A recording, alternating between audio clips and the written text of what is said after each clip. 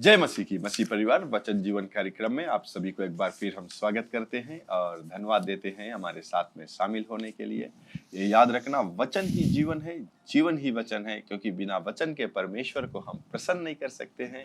और विश्वास जब हम करते हैं कि परमेश्वर है, तो हम ये भी विश्वास करते हैं कि वो हमें हमारे जीवन के हर एक जो ज़रूरत है उसको वो प्रदान करता है।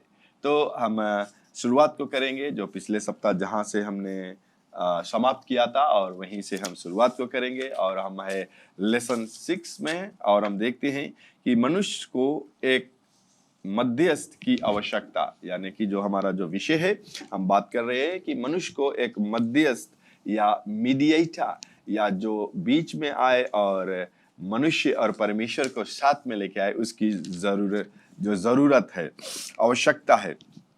लेकिन आज हम लोग बातें करेंगे परमेश्वर तक पहुंचने में मनुष्य की असमर्थता। या पिछले सप्ताह हमने देखा कि जो परमेश्वर ने खुद एक आदम को जो मीडिएटर है, या हम कहते हैं जो मध्यस्थता को प्रदान किया हुआ था, मेमना के द्वारा आदम और हव्वा को जो पोशाक पहनाया गया, वो भेड़ा का जो चमड़ा था या उससे कपड़ा बनाकर पहना। लेकिन आज हम देखते हैं कि उसके उपरांत जो मनुष्य परमेश्वर तक पहुंचने में मनुष्य की असमर्थता या असमर्थ रहता है। तो हम लोग जो नमूने को देखते हैं, क्योंकि हम देखते हैं कि इज़राइल, जब परमेश्वर ने इज़राइल को चुना, उस देश को चुना, लेकिन वहां पर बहुत से लोग जो थे, परमेश्वर ने एक ऐसा योजना को बनाया या ये मौका को दिया कि इज़राइल के जो लोग हैं वो परमेश्वर तक पहुंच सके। लेकिन उसके पहुंचने तक के लिए एक जो योजना था या जो प्लान था, उस तरह से आना था। लेकिन हम देखते हैं कि बहुत से लोग जो परमेश्वर तक पहुंचना चाहता था, जो अपने तरीके से, और वो सोचते कि नहीं, हम पहुंच सकते हैं। लेकिन हम यहाँ पर देखते हैं कि मनुष्य खुद ब खुद परमेश्वर तक नहीं पहुंच सकते हैं, और जब पहुंचते भी है तो उनके साथ में क्या होता है। तो पादरी साहब, अगर आप पढ़े पहले लिविटिकस के किताब में 10:1-3 देखेंगे वहां पर। तब नादाब और अबीहू नामक हारून के 2 पुत्रों ने अपना अपना धूप दान लिया, और उनमें आग भरी, और उसमें धूप डालकर उस ऊपरी आग की जिसकी आज्ञा यहोवा ने नहीं दी थी, यहोवा के सम्मुख आरती दी। तब यहोवा के सम्मुख से आग निकलकर उन दोनों को भस्म कर दिया, और वे यहोवा के सामने मर गए। तब मूसा ने हारून से कहा, यह वही बात है जिसे यहोवा ने कहा था कि जो मेरे समीप आए, अवश्य है कि वह मुझे पवित्र जाने और सारी जनता के सामने मेरी महिमा करे। और हारून चुप रहा। यहाँ पर हम देखते हैं पादरी साहब की हारून जो था, परमेश्वर ने उसे चुना कि वो उसका जो महायाजक की जो कार्य है वो कर सके, और उसके बेटाओं को भी चुना, लेकिन वो कार्य नहीं दिया जो उसके पिता को दिया गया था। तो हम देखते हैं कि उसके बेटा जो थे, 2 बेटे थे, वो लोगों के जो इज़राइल के जो लोग थे वहां पर थे, जो मंदिर थे, और देखते हैं कि ये लोग भी सोचते हैं कि क्यों ना हम जाए नजदीक। लेकिन हम देखते हैं कि परमेश्वर ने जो रास्ता बनाया था वो था कि महायाजक महायाजक जो थे वो साल में एक बार साल में सिर्फ एक बार पवित्र स्थान पर पहुंच सके, जो होली ऑफ होली कैसे है। और सबसे बड़ा बात यह है पादरी कि वो खाली हाथ नहीं जा सकते थे, उसे अपने पाप की लहू लेकर, और सारे इज़राइल के जो लोग थे उनके पाप के जो लहू, जो मेमना के लहू या भेड़ा के लहू से लेकर जा सकते थे। वरना क्या होता है कि बिना लहू के वो नहीं पहुंच सकते थे। तो यहाँ हम देखते हैं कि जो लोग थे, जो एरोन के जो 2 पुत्र थे पादरी साहब, वो लोग जाने की कोशिश किया, और उनको क्या हुआ? उनका नाश हो गया, वो मृत्यु का सामना करना, क्योंकि वे जो यहोवा का जो वचन था, जो यहोवा ने उनसे कहा था कि ना करना, वे उसी को किए। और जो आग ने लगाई उसमें, और जो चीज़ उन्होंने छोड़ा, जो आग उनसे और जलने लगी। तो जो यहोवा का जो जो न्याय था, नियम था, वो उसको पालन नहीं किए। उल्लंघन किया उन लोगों ने। तो इसी तरह अगर हम भी आज देखते हैं पादरी साहब, अगर हम यहोवा का जो पालन है अगर उस पर ना चलें, तो हमें भी शायद इन्हीं लोगों की तरह भटकना ही पड़ेगा।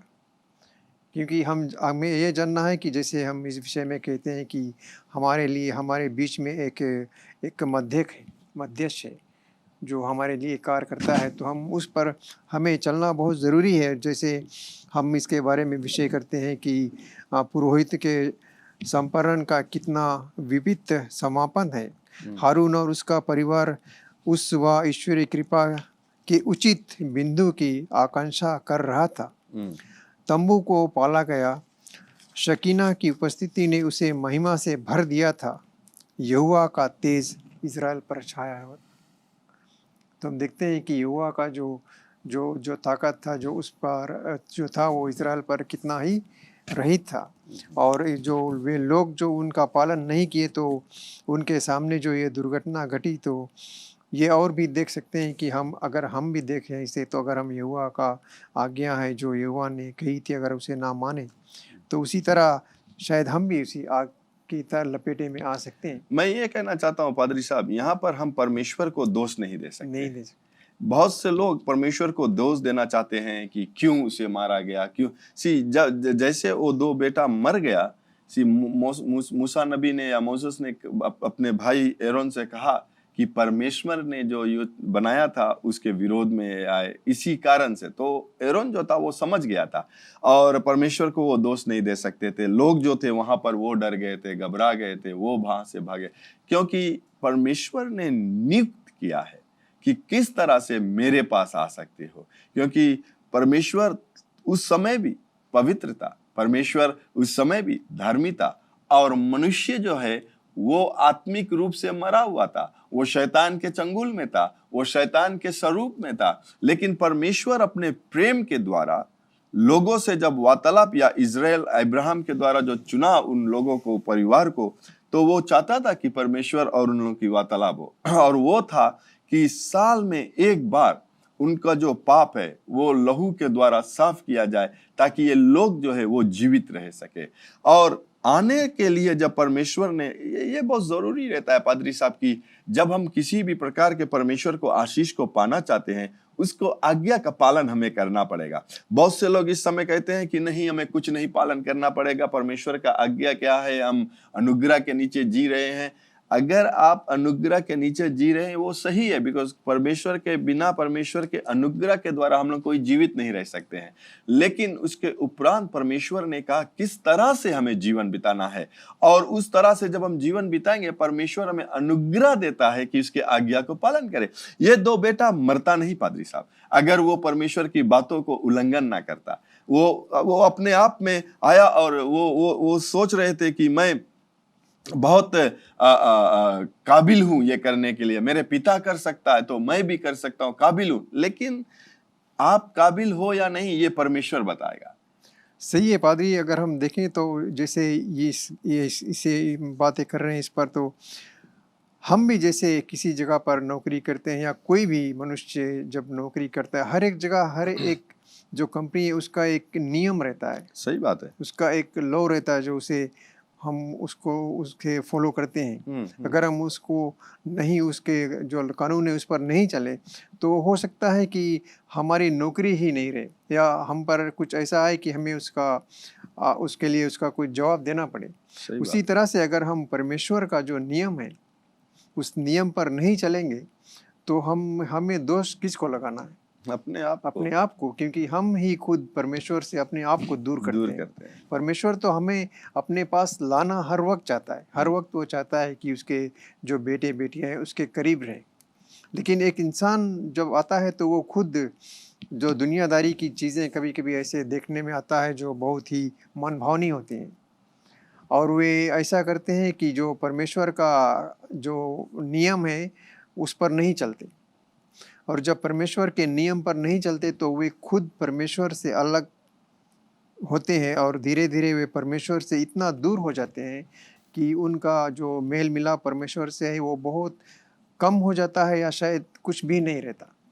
तो फिर ऐसा होता है कि एक जो मनुष्य है वो परमेश्वर को दोष देने लगता है, लेकिन वो ये नहीं जानता कि परमेश्वर ने हमारे लिए हर एक चीज़ की उपस्थिति की है और हमारे लिए अपने एक इकलौते पुत्र को भी दिया है, जो हमारे एक बीच में आया और हमारे जो है हम उसके लिए कर सकते हैं, हमें वो एक रास्ता दिखाता है।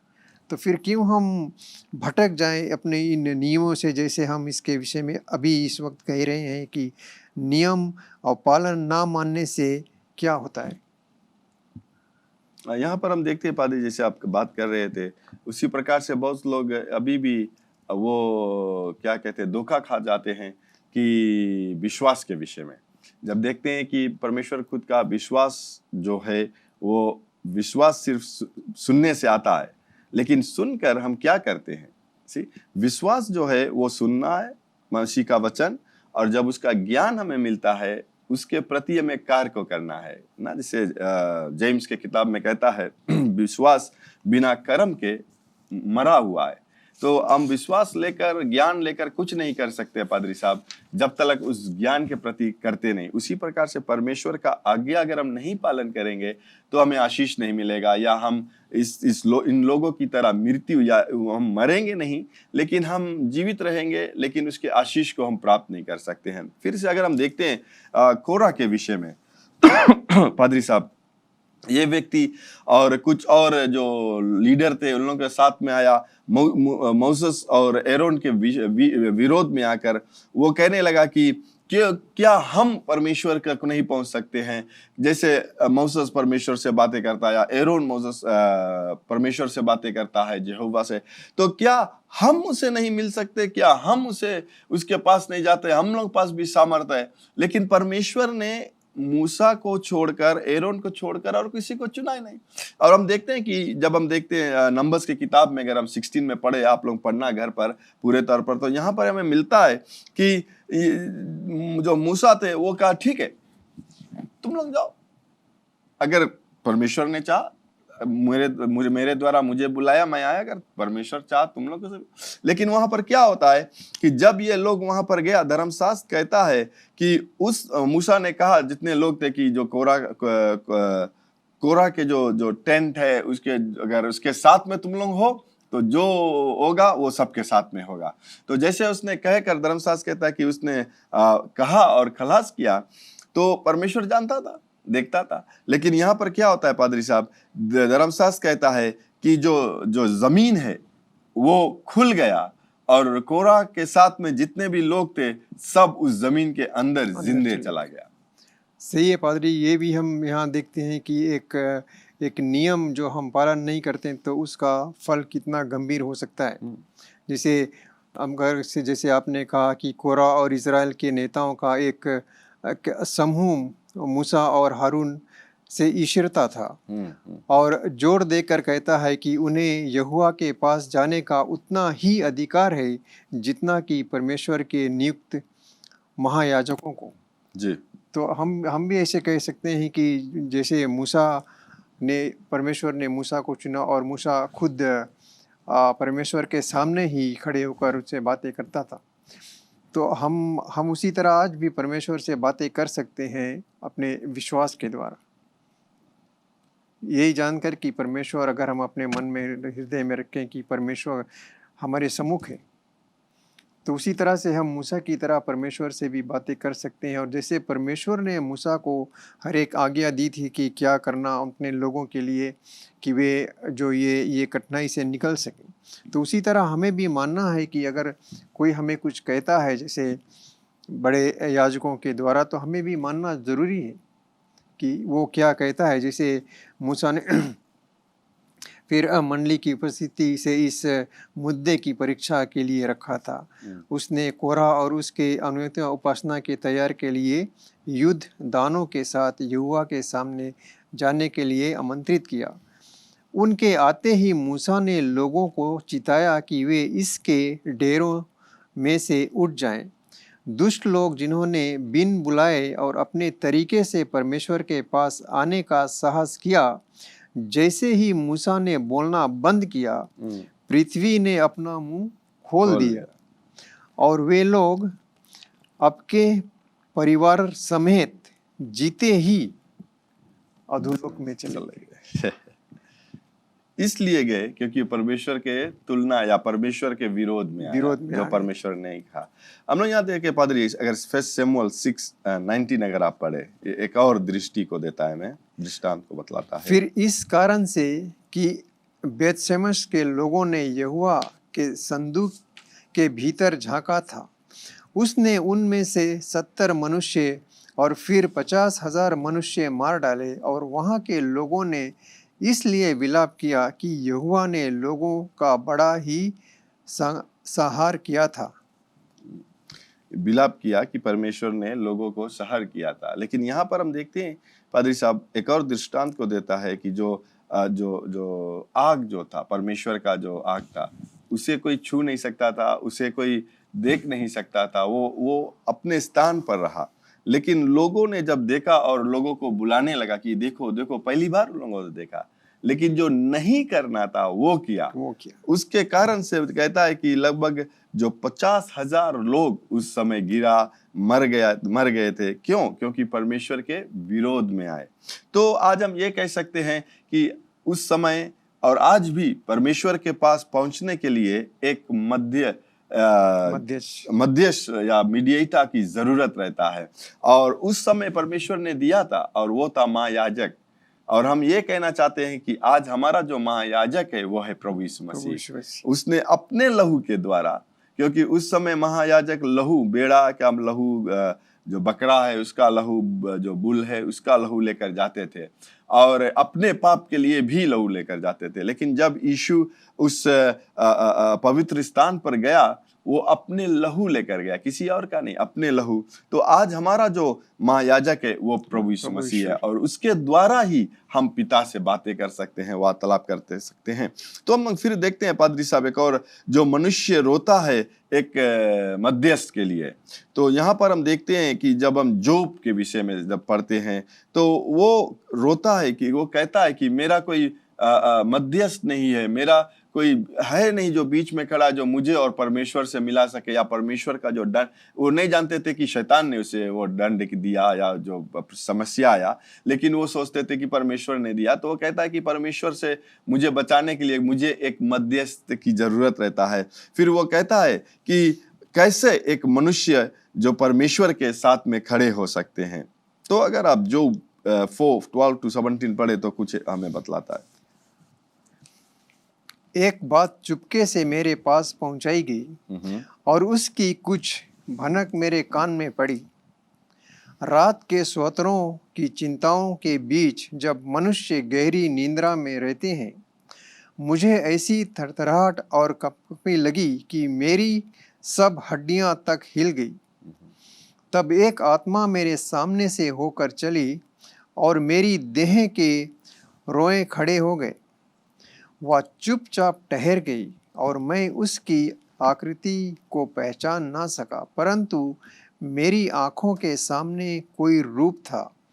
पहले सन्नाटा छाया रहा, फिर मुझे एक शब्द सुना, क्या नाशमान मनुष्य परमेश्वर से अधिक न्यायी होगा? क्या मनुष्य अपने सूजनहार से अधिक पवित्र हो सकता है? बहुत अच्छी तरह से वो सवाल करता ये है। बहुत ही गहरा सवाल है जो याकूब ने पूछा है। क्योंकि अगर हम देखते हैं तो याकूब ने एक मध्यस्थ के लिए मनुष्य की दुहाई दी। उसकी कविता के विषय में युगों का प्रश्न कहा जा सकता है, मनुष्य परमेश्वर के साथ सही कैसे खड़ा हो सकता है। ये एक सवाल है कि मनुष्य, अगर हम भी अपने आप को देखें तो हम परमेश्वर के सामने कैसे अपने आप को रख सकते हैं या देख सकते हैं। इसीलिए वो जान सका, जो था वो जान सका कि वो नहीं, क्योंकि जो मृतिक आत्मिक तौर से मरे हुए लोग, ये शरीर जो मृतिक शरीर है हो गया था,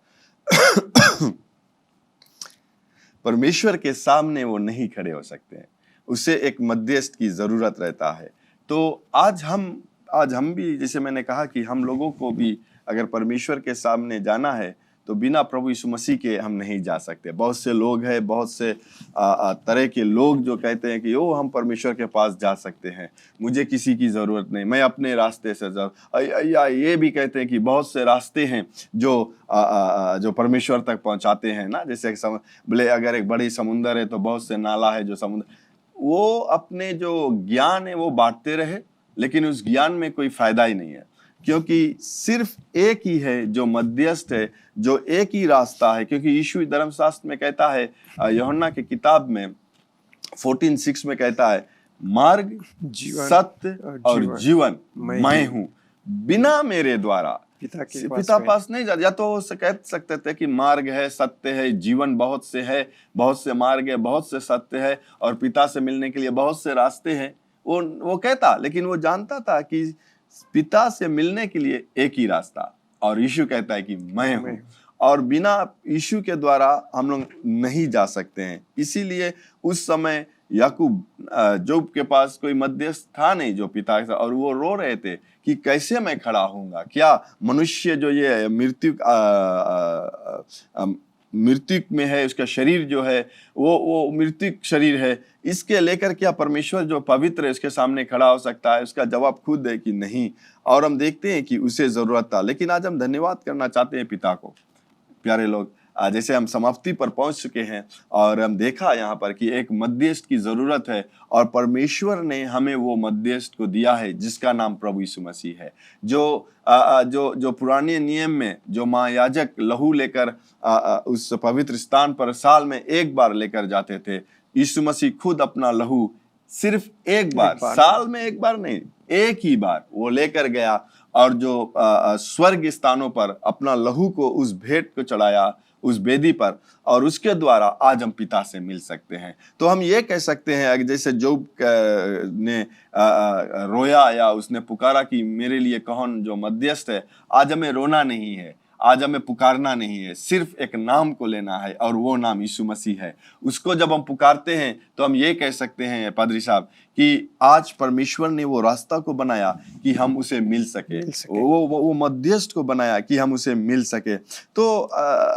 ये हम जान ले पादरी साहब, जैसे हम अंत करते हैं, अगर आज तक ये सवाल हमारे जीवन में रहता था कि कैसे हम परमेश्वर से मिल सकते हैं, या हम यीशु मसीह को अपना लिया, परमेश्वर को मिल सकते हैं कि नहीं, तो ये जान ले कि जब यीशु को हम अपनाते हैं, या कोई भी संसार में जितना भी लोग है पादरी साहब, कोई भी लोग यीशु को नाम अगर पुकारते हैं तो वो उद्धार को पाते हैं। उसका मतलब ये होता है कि वो पिता से मिल सकते हैं, जो परमेश्वर ने रचना किया, जो पवित्र है, जो धार्मी है, यीशु मसीह के द्वारा उसे हम मिल सकते हैं। सही है पादरी, जैसे हम इस पर विषय पे कहते हैं कि हमें ये मानना भी बहुत ज़रूरी है कि जो यीशु मसीह है वो हमारे ही लिए मरकर जीवित हुआ, और अगर हम उसके नाम से कुछ करते हैं तो हमें विश्वास के साथ ये जानना है कि वो हमारे लिए उसका प्रतिफल बहुत ज़्यादा है जी, क्योंकि हमें विश्वास ही के द्वारा हर एक चीज़ को करना है।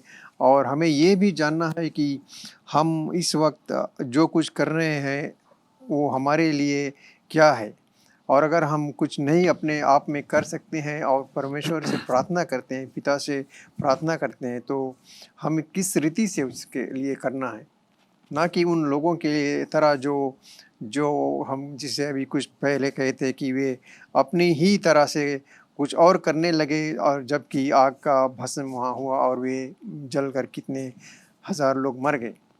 लेकिन आज हमारे लिए हमें उस तरह से नहीं उस पर चलना है, हमें किसी पर जोर दबाव के डालना नहीं है, ना किसी की बात सुनकर हमें कुछ उल्टी सीधे करना है जिससे हमें कष्ट पहुँचे या हमारे ऊपर किसी तरह की दबाव आए। क्योंकि अगर हमें कुछ करने से पहले हमें ये बहुत जानना ज़रूरी है पादरी, एक विश्वासी के नाते से, कि हमारे बीच में हमारे लिए परमेश्वर ने जो एक मध्यस्थ भेजा है जिस पर हम अभी चर्चा कर रहे हैं, अगर हम उस पर विश्वास करें और उसके रास्ते पर बनाए हुए चलें उसके नाम के द्वारा, क्योंकि उसके नाम में जो शक्ति है वो किसी भी चीज़ पर नहीं। सही है। तो हमें विश्वास है पादरी कि उसके नाम के द्वारा अगर हम उस रास्ते पर चलें और ये माने कि हमारा परमेश्वर ने एक मध्यस्थ को हमारे बीच में भेजा है, तो हमें विश्वास है कि हम हर एक चीज़ पर अपना विजय प्राप्त कर सकते हैं। विजय प्राप्त कर सकते हैं यीशु मसीह के द्वारा। यीशु मसीह। आमीन। तो क्यों ना आप प्रार्थना करें और समाप्त करें यहाँ पर। धन्यवाद भाइयों और बहनों, सुनने वाले, हमें विश्वास है कि जितना भी यह आज तक अभी तक हमने जो ये विचार है आपके सम्मुख बांटा है और कुछ कहते हैं, हमें विश्वास है कि ये जो आप सुनते हैं ये आपको बहुत ही ज्ञान देगा, जो अभी तक शायद आपने नहीं सुना हो। लेकिन अगर आप अच्छी तरह से सुने और विश्वास करें कि हमारे बीच में एक मध्यक्ष है और वो है हमारा मसीहा, जो हमें एक नया रास्ता, एक नया जीवन देता है, तो इसी विश्वास के साथ हम क्यों ना प्रार्थना करें और अपने आज के इस वचन कार्यक्रम को आज समाप्त करें। या हमारे प्रभु यीशु मसीह के परमेश्वर, महिमा के पिता, आपको धन्यवाद करते हैं बुद्धि की आत्मा और अपने ज्ञान का प्रकाश देने के लिए, और आपके लोग के मन की आँखें ज्योतिमय हो कि आपके लोग जान लें कि उनके बुलाहट की आशा क्या है और पवित्र लोगों में उसकी विरासत की महिमा का धन कैसा है। यीशु मसीह के नाम से प्रार्थना करते हैं। आमीन। एक बार फिर आपको हम धन्यवाद देते हैं हमारे साथ जुड़ने के लिए। लेकिन सबसे अच्छा उपहार और आशीष जो परमेश्वर देता है वो है अनंत जीवन। वो अनंत जीवन और पाप क्षमा यीशु पर विश्वास करने से ही आता है। तो अगर आप यीशु पर विश्वास करना चाहते हो, पूरे हृदय और दिल से उसको अपना आत्मा देना चाहते हो और आज से उसके पीछे होना चाहते हो, बपतिस्मा लेना चाहते हो, कलीसिया को ज्वाइन करना चाहते हो या उसमें शामिल होना चाहते हो, वो शुरू होता है आज और अभी जब आप इस प्रार्थना को हमारे साथ करोगे। तो हमारे साथ प्रार्थना कीजिए, मन से विश्वास कीजिए और कहिए, दयावान पिता, मैं विश्वास करता हूं तेरे पुत्र यीशु पर। यीशु, तू मेरा प्रभु है। तू मुझे आज मेरे पापों से मुझे क्षमा दिला, मेरे दिल में आ, अपने आत्मा से भर। मैं विश्वास करता हूं कि तू स्वर्ग से आया, मेरे पाप के लिए मरा और तीसरे दिन जी उठा, फिर से आने वाला है। मुझे मदद कर, आत्मा से भर, विश्वास में चला, यीशु के नाम से। आमीन। अगर आपने वो प्रार्थना किया है, मेरा पूरा विश्वास है आप अगर दिल से किया है, आपके सारे पाप क्षमा हुए, आप एक नए जीवन, नए सृष्टि बने हो। तो मैं चाहता हूं अगर आप हमें संपर्क करोगे, हम लोग आपको मदद करना चाहते हैं विश्वास के कदम में या विश्वास के जीवन में चलने के लिए, और आपको उत्तेजित करते हैं, कलीसिया ढूंढिए, बाइबल को पाइए, बाइबल पढ़िए और अपने विश्वास में मजबूत बनिए और अपना जीवन यीशु के लिए जिए। धन्यवाद एक बार फिर आप हमारे साथ होने के लिए। परमेश्वर आपको बहुतायत से आशीष दे और ये हमेशा याद रखना कि यीशु मसीह ही प्रभु है। Learn more from God's Word and send us your prayer request by visiting our website www.jclm.org, or you can like our Facebook page, Jesus Christ is Lord Ministries, to keep up with the now word of the Lord for the season. Follow us on Instagram, JCLMPG. Better still, subscribe to our YouTube channel, JCLMPG, to receive the latest teaching of God from the ministry.